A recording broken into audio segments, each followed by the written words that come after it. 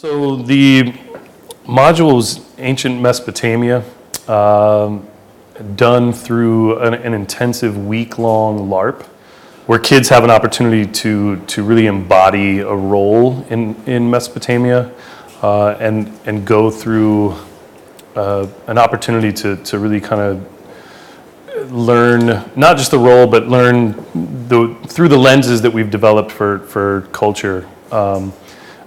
Just really kind of get a more hands-on feel for what it was like. There were episodes throughout the week, what we call modules, which each particular group of students had an opportunity to lead and therefore kind of show what they had learned and take charge of something and kind of apply that particular set of sort of scope and sequence, if you will. So the astrologers were tasked with understanding the Babylonian calendar and dealing with the constellations and making predictions using an actual star wheel about things that could affect the outcome of the game. They had slips of paper later on in their particular mod that they had to use the stars to read and interpret. And therefore, those became valuable to the players. Having a correct reading or a correct prediction could affect the outcome of future events. And so again, another opportunity for a set of kids to gain real specific knowledge about a particular thing and then have the ability to then teach other kids about that. So the governor's sort of task for their mod was to research the Code of Hammurabi. It's something I think that the kids found very, very quickly, the connection that makes to their lives now. They have rules and consequences at school, they have rules and consequences at home with their family, and then certainly as a society we have laws, state laws, federal laws.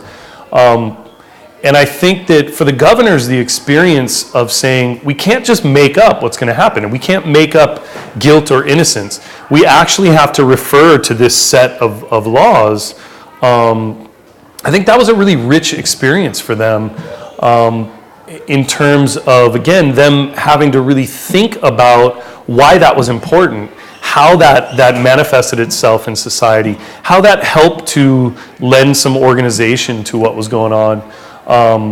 And I think what we saw in that mod was some there was a tendency certainly on the part of a few kids to want to just make something up, but then they realized, no, we are actually bound by this code to deal justly with this case.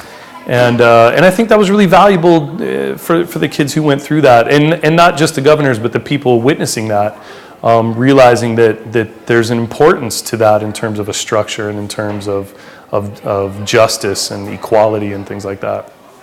Yeah, so the fishbowl process where we're basically, the kids have a lot more freedom, whereas in the mods they're maybe doing something kind of specific. In the fishbowls, they're really, the atmosphere in the classroom is both chaotic but really filled with this exploration and this discovery of what's going on in terms of picking up concepts and exploring their roles, interacting in a way that they wouldn't normally interact, and sort of using the parameters that were established for Mesopotamia as the guidelines to sort of gauge your behavior and your motivation and what you're actually trying to accomplish.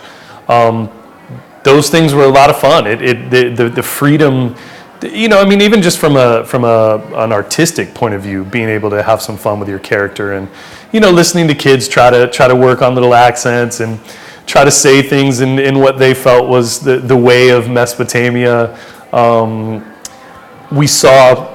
During those times, we saw kids, coming up with really creative ways to even alter the game a little bit. I know AJ talked about one of the priests coming up with an idea that sort of a proposal, if you will, based on his research and on his experience with the game, to be able to kind of make some decisions for how priests should be treated, or he was expecting that the rest of the roles pay tribute to the priests in the way of resources and things like that. So yeah, those were really fun times. I think it's always a little improv there, but I think the educational value of that kind of chaotic but also kind of focused activity is really cool. So it was a pretty amazing scenario. The day before the day that the governors who were in charge of learning something about the Code of Hammurabi and were set to actually rule on a set of cases that had been pre-written for the LARP. That day before, we had a circumstance in the bazaar where the merchants were running a trade situation. We had a situation where some resources were stolen. And, one of the students cried out, thief, and that thief was kind of apprehended by the judges of Babylon, who listened very briefly to his case as well as what the accuser was saying.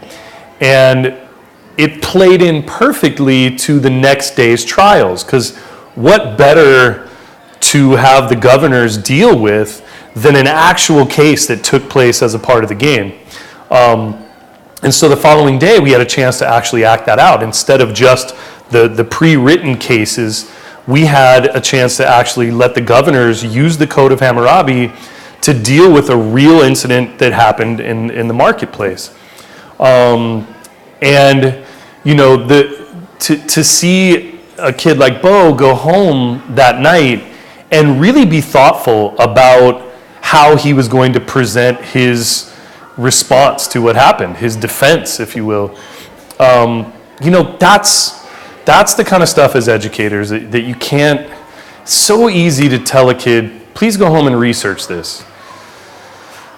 The meaning that comes out of a kid researching something like that because it was important to his part in the game and what he got out of that because that research was more intrinsic, that's what education is supposed to be about. And I think that's the kind of thing that LARPing sets up for kids. That's the kind of thing that discovery learning sets up for kids. It goes right along with the philosophy that we are really trying to implement here, and that is that if the information becomes important to the student in their role in not just a LARP or a game, but just in class, that is what we're looking for as educators. That's the stuff that you can really get excited about. Kids doing research not because they're told to, but because it's meaningful to them. And it's meaningful to the experience that they're having in class every day. That's it. That's real learning. That's learning for the sake of a desire for that knowledge. And that's what sticks.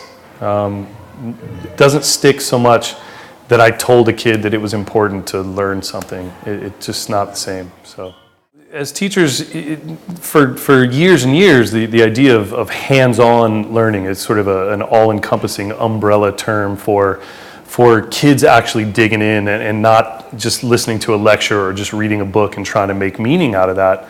And so I think 100% the kids' opportunity to really engage in a physical way with the learning is by far a better approach.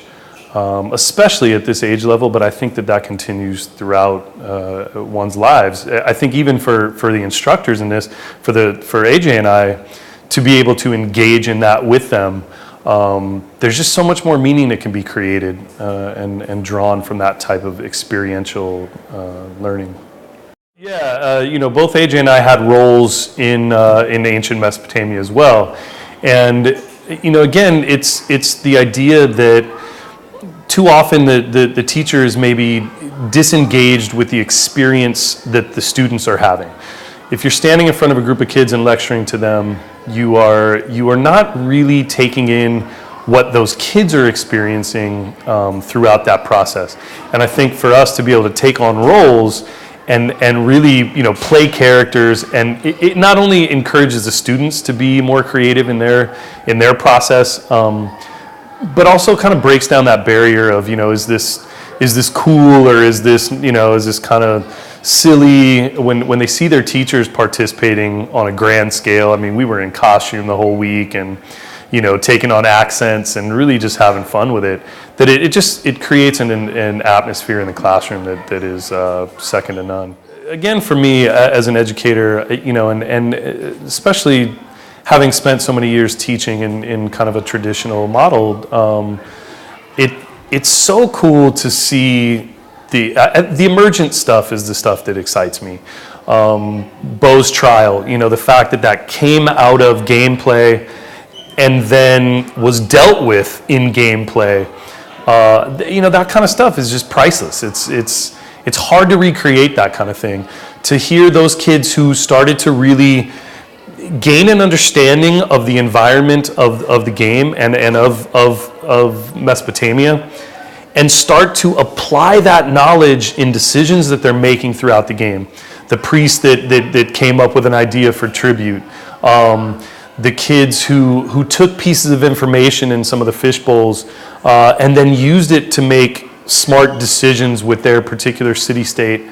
The play that was done and the creativity that kids used to, again, express something that they understood was their duty to express to the people of Babylon. It's that stuff that comes out of the game. And this is also what we hear from parents. It's when you hear parents say that my kids can't wait to go to school, and they're learning so much because they're sitting around the dinner table and they're talking about ancient civilizations. They're talking about Egypt or Mesopotamia, or hopefully very soon Greece. And they're talking about it because there's an excitement that's being created there. And again, that knowledge is not something that's just, forced upon them. It's something that they're understanding is important in order for them to be successful and enjoy the experience. Those are the things that are just really exciting as an educator. Exciting to witness, exciting to be a part of, and really exciting to see kids experience.